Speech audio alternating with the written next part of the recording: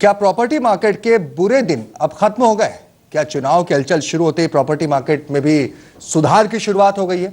ये कुछ ऐसे सवाल है जिन पर रियल एस्टेट से जुड़े तमाम लोगों की निगाहें लगी हुई हैं। ये तो भविष्य की बात हुई, लेकिन नेशनल हाउसिंग बैंक की रिपोर्ट तो दावा कर रही है कि पिछले 2.5 साल में किस तरह प्रॉपर्टी की कीमतों ने तेजी के रिकॉर्ड बनाए।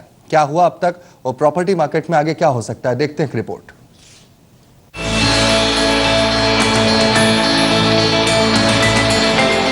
प्रॉपर्टी मार्केट में अब सुधार की शुरुआत हो गई है। पिछले दिनों आए एनएचबी के रेजिडेक्स के आंकड़े भी कुछ ऐसा ही संकेत दे रहे हैं। रेजिडेक्स के मुताबिक 2011 से 2014 आते आते मंदी के दौर में भी दिल्ली एनसीआर में प्रॉपर्टी की कीमतों में जोरदार इजाफा हुआ है। देश के तमाम मेट्रोज के मुकाबले दिल्ली एनसीआर में प्रॉपर्टी के दाम सबसे ज्यादा बढ़े हैं।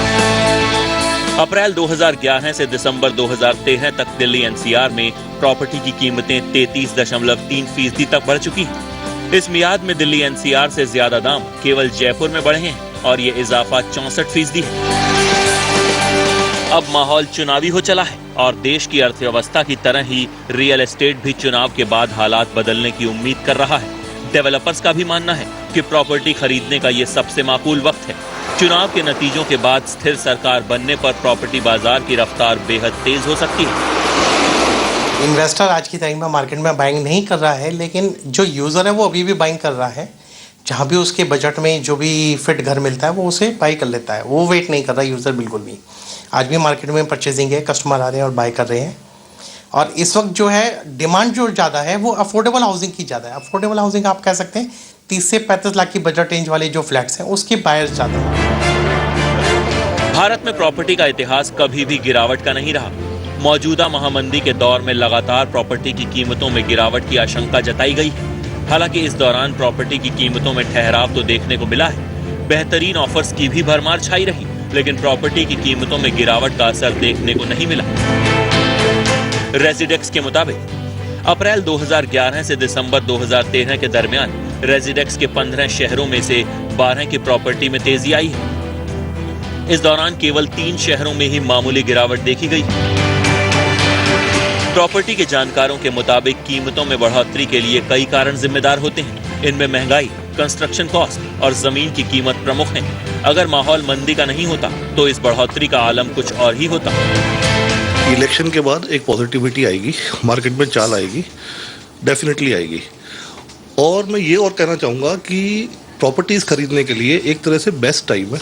अगर नोएडा एक्सटेंशन देखें तो करीब 3,000 से 3,500 रुपये स्क्वायर फीट में भी मकान मिल रहे हैं। करीब 1700-1800 रुपये स्क्वायर फीट की कंस्ट्रक्शन आती है, 1200 के करीब की ज़मीन हो गई। तो ऑलमोस्ट बॉटम प्राइस पॉइंट पे इस समय प्रॉपर्टी अवेलेबल है।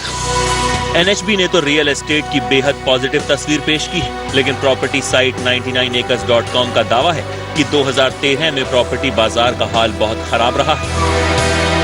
99 एकर्स के मुताबिक 2013 की आखिरी तिमाही में प्रॉपर्टी की कीमतें 2013 की तीसरी तिमाही के मुकाबले 2% तक लुढ़क गईं।